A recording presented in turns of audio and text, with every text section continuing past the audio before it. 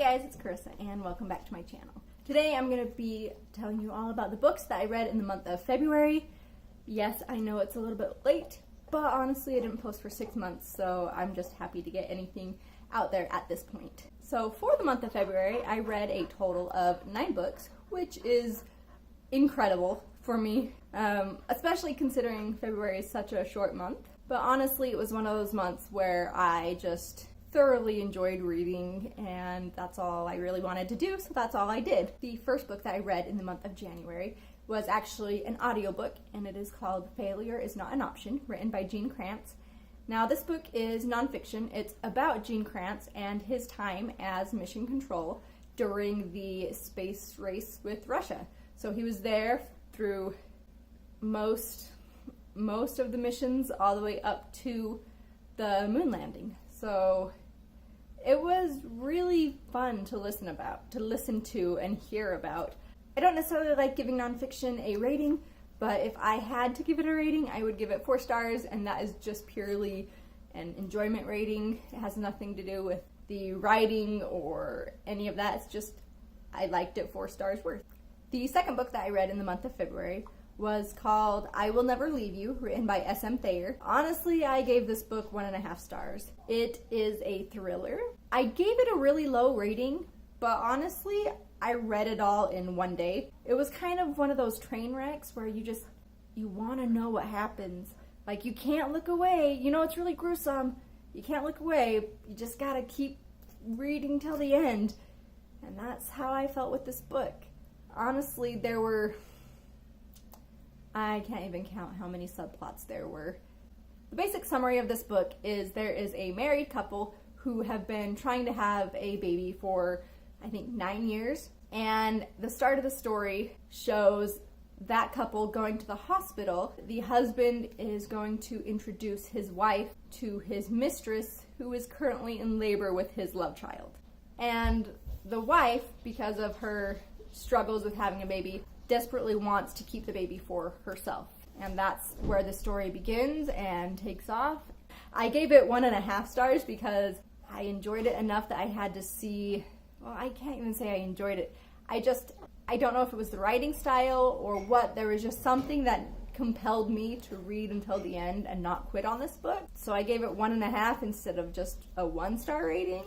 Honestly, I would not recommend this book unless it sounds amazingly interesting to you and you like subplot after subplot after subplot, and then even some more subplot after that. It's not my favorite book, let's just say that. And one more thing before I forget. The characters, I hated all the characters, and it's not even, I don't mind hating characters. I don't mind not liking them. That doesn't ruin a story for me. But they didn't even write the characters realistically. Whenever they mentioned the newborn baby, this baby was doing things that like a 6-month-old baby would be doing. It said the newborn baby giggled, the newborn baby shook their head in acknowledgement, and just ridiculous things like that, that if you have ever been in contact with a newborn baby, you know that stuff does not happen. That's my rant about this book, 1.5 stars. The next book that I read in the month of February was actually another audiobook, and this time I listened to The Neverending Story, written by Ende. And this is a middle grade fantastical story. It was fun. I enjoyed it. I gave it 5 stars. Thinking back on it, it's been about a month since I read it. I'm not quite sure I would give it a full 5 stars, maybe just a 4-star. I did thoroughly enjoy it, but nothing wowed me or amazed me. The next book that I read in the month of February was Assassin's Apprentice, written by Hobb, and I gave this book 4.5 stars. I really enjoyed this book. It is a high fantasy, and it is about a prince in waiting. So his father's the king, and this prince had a bastard son, and the entire book is about the bastard son and how he is taken in by the king and basically become the apprentice to the assassin. I mean, title says it right there. I really enjoyed this book. I feel like the writing was really well done and it got me into the world. I loved the world building. I loved the characters.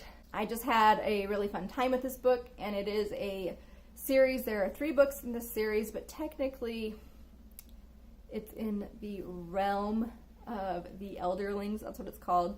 And I think there's like 4 or 5 series. that all take place in the same world. And this is just the first start into that world. The next book that I read in the month of February was Girl, Wash Your Face, written by Rachel Hollis. And this is another nonfiction book, but this is more of a self-help book. And I didn't give it a rating. Self-help books are one of those things where if it helps you, it helps you. If it doesn't, it doesn't. This was one of those books where I wanted to read it because everyone else had been reading it, so I wanted to see what all the fuss was about. But I don't feel like I was in the place to enjoy this book or to get much out of it. And I'm not saying that it's a bad book. I'm just saying that I wasn't in need of anything that she was trying to explain or to help with or to motivate.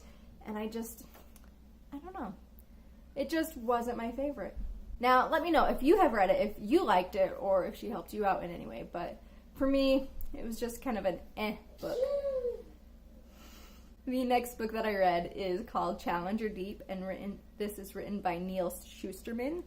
And this book was really interesting. It was really hard to get into at first, but I completely love this book. It is so good. I gave this book a 5 stars, and it's not really a dual perspective because it's the same character the entire time, but it is about this character who has, I don't exactly know what mental disorder it is, but he has some sort of mental disorder, and it's from his 2 different perspectives. One of them is his normal everyday life, and then another perspective is him on this boat out in the middle of the sea. I feel, and I don't have much knowledge of this, but I feel like it was a really accurate representation of mental illness and what the person would go through and what their family would kind of go through. And honestly, I found out that the author, his son has whatever this main character has as well. So it's more like a true life, but it's a fiction story. Yeah, it was really good. I highly recommend it. If that's something that interests you at all, I very much recommend picking up this book. The next book that I read in February was Warbreaker by Brandon Sanderson. Yes, I have another Sanderson book because I do want to read all of his books this year. So hopefully I will get one done every month. And this month was Warbreaker. I gave this book 3.5 stars. It wasn't my favorite Sanderson work. Obviously Sanderson writes high fantasy, and so it's another high fantasy book. Alright, let's see if I can summarize this well, because I feel like summarizing high fantasies are very hard because there's a lot going on. There are these 2 princesses who are part of one kingdom, and they have an agreement with another kingdom to send one of their daughters to go get married to the god king of that kingdom. And that kingdom, they have a system of gods there, which are not quite immortal beings, but there's a group of people considered gods, and they have basically died and come back to life, and that's why they're considered gods. Anyway, like I said, it's hard to summarize. The king of the first kingdom, instead of sending the daughter that he has prepared for this wedding to this evil god king, instead of sending his oldest daughter like has been planned since her birth, he actually sends his youngest daughter. It's one of those books where I feel like the 2 main characters, the 2 daughters, I felt like they were very cliche. I expected them to do everything that they did. It's like the one that was prepared to be married would have found out that she actually knew nothing compared to what she needed to know, and the younger one, who was wild and carefree and didn't learn anything about anything as a child, all of a sudden could cope being the queen of this new kingdom. Like I said, the characters just weren't my favorite, although there is one character, Lightsong. He is a god. He is amazing. I love his character and his arc or his story or whatever you want to call it. There were some really good moments in this, and it's a really fun, witty, kind of humorous book. Lightsong, like I said, he's a god, but he doesn't believe in himself that way. He doesn't even believe in the religion where he is a god of it. So that's really fun and just kind of snarky. And I really enjoyed that aspect of it. And honestly, I didn't mind the plot and the story of it. It's just the characters drove it down just enough that I didn't quite enjoy it as much as I was hoping to. The next book that I read in February is Royal Assassin, and this was written by Robin Hobb.